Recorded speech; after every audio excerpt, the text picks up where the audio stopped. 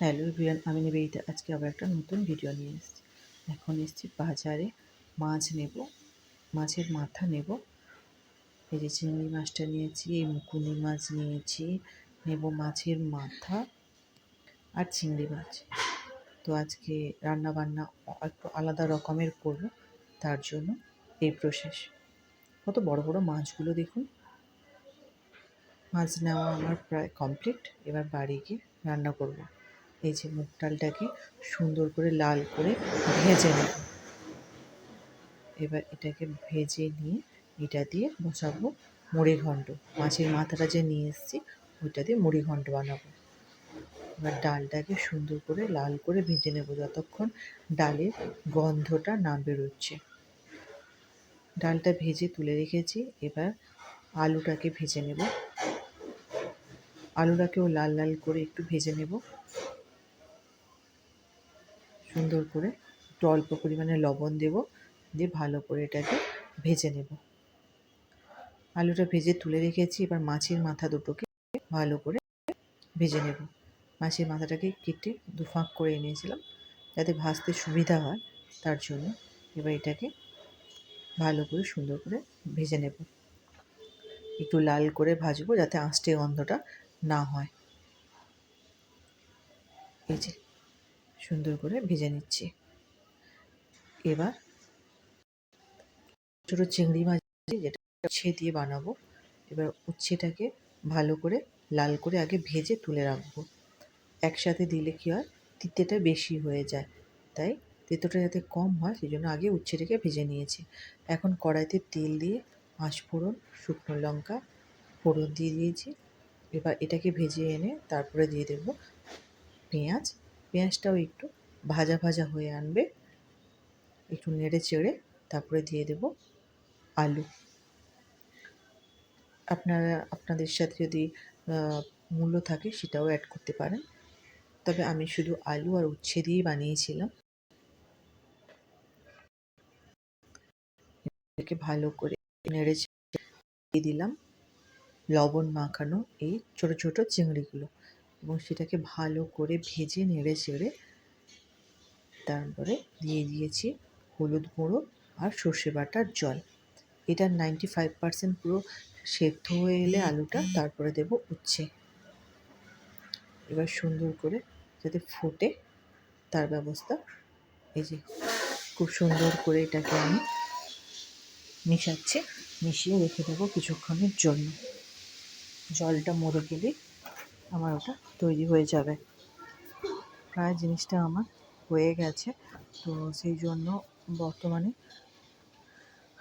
যতটা রস তৈরি হয় ততটার জন্য অপেক্ষা করে আছি। রসটা শুকিয়ে গেলে এটা কমপ্লিট হয়ে যাবে।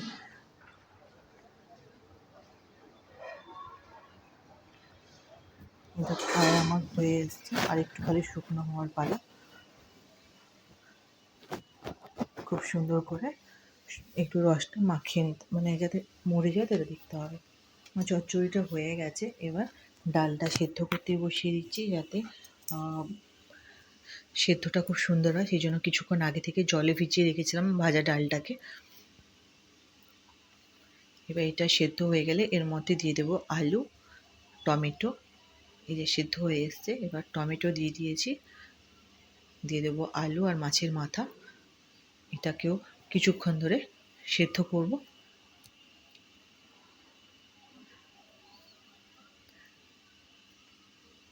এইভাবে মাছের মাথাটা আর টমেটো আলু এটা যাতে সেদ্ধ হয়ে যায় সেই জন্য ডালে দিয়ে দিলাম। কিছুক্ষণ সেদ্ধ হোক।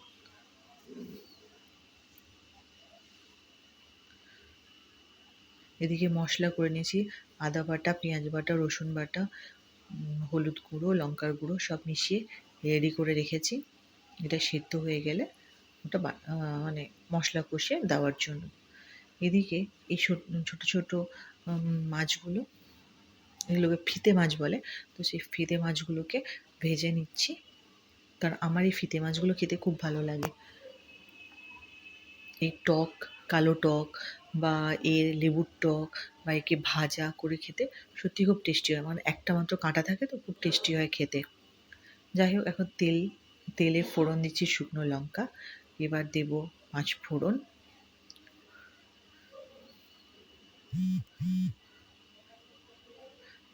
দিলাম কফি সেদ্ধ,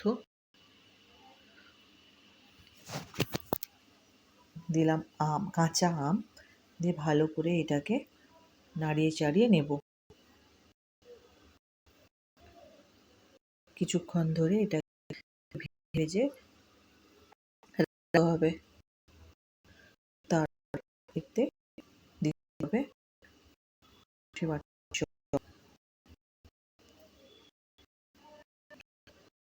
সর্ষে বাটার জল।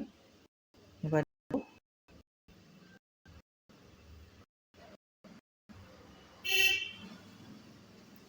লবণ, মাছ, টকবক ফুটে উঠেছে, দিলাম মাছ। এটাকে ধোয়া তো মানে আমি পুষ মাছ ধরেছিলাম, সেই মাছটাই এটাকে টকছি। মাছ টাটকা আম দিয়ে টকটা ফুটে গেছে। এবার এটাকে নামিয়ে নেব। বসাবো ডালটা কষিয়ে নিচ্ছি ভালো সুন্দর করে সুন্দর করে মশলাটা কষিয়ে নিচ্ছি। আপনারা নিশ্চয়ই ট্রেনের আওয়াজ পাচ্ছেন, কারণ আমার বাড়ির পাশ দিয়ে ট্রেনটা যায়। আর আমি যখন এডিটিং করতে বসছি ঠিক সেই মুহূর্তেই ট্রেনটা যাচ্ছে, তাই আওয়াজটা আপনাদের পাওয়াটা খুব স্বাভাবিক। এই যে মশলাটা প্রায় হয়ে গেছে, দিয়ে দিয়েছি তেজপাতা, এই যে আর সেদ্ধ করা ডালটা দিয়ে দিলাম মশলা রেডির মধ্যে। এবার সুন্দর করে নেড়েছে পরিমাণ চিনি আর একটু টেস্ট করে নিলেই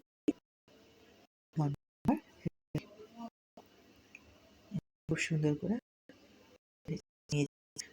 একটু চিনি আর একটু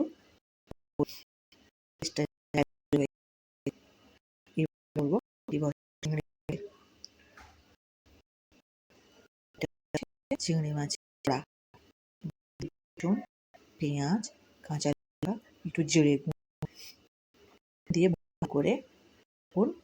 দিয়ে ভালো করে মাখিয়ে নিয়েছি। এবার কড়ার শেপ করে ভেজে মাছের বড়া নিতে হবে। বড়া থাকলে এক থালা ভাত আরামসে খাওয়া যায়। আর আমার তো এই চিংড়ি মাছের বড়া সত্যিই খুব ভালো লাগে। কার কার পছন্দের এই বড়া প্লিজ তোমরা কমেন্টে জানিও। এবার বানাচ্ছি চিংড়ি মাছের বাটি চচ্চড়ি। বাটিতে দিয়ে দিব হলুদ গুঁড়ো, লবণ,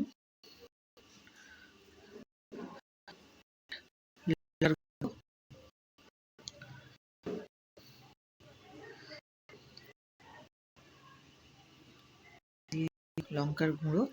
এবার দেব মাছ আর বাটা, লবণ, একটু কুচো পেঁয়াজ,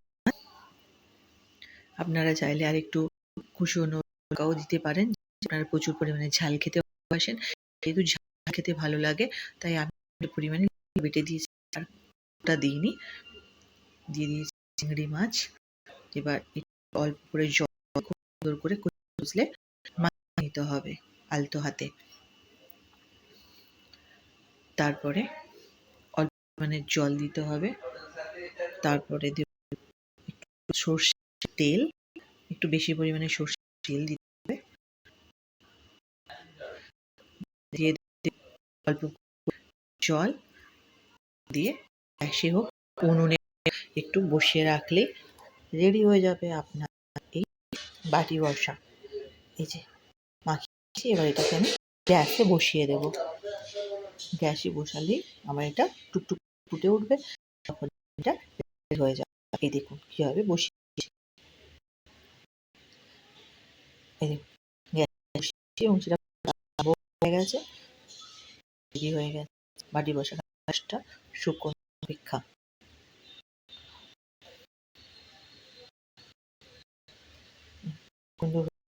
আর এইগুলো তো তরকারি লাগে, খুব টেস্টি আর ইয়াম্মি হয় খেতে।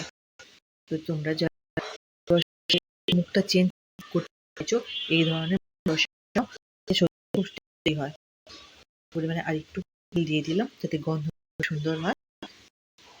আর একটু ফুটিয়ে নিলে এটা আমার রেডি। এই যে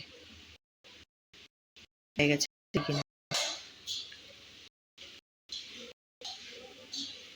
এই ছিল আজকের আবার আপনাদের সাথে প্রত্যেকের সাথে শেয়ার লাগলে লাইক, কমেন্ট, শেয়ার করবেন। ভালো থাকবেন, সুস্থ থাকবেন, সাবধানে থাকবেন।